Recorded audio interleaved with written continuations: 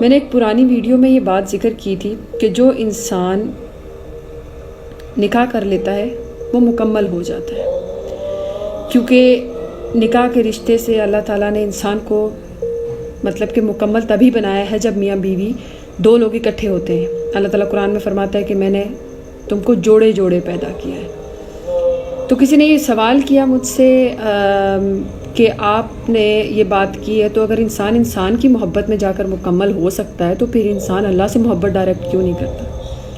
تو ان کے لیے جواب یہ ہے کہ میاں کا بیوی کو پا لینا اور بیوی کا اپنے میاں کو پا لینا یہ انسان کی جسمانی دنیاوی ضرورت ہے۔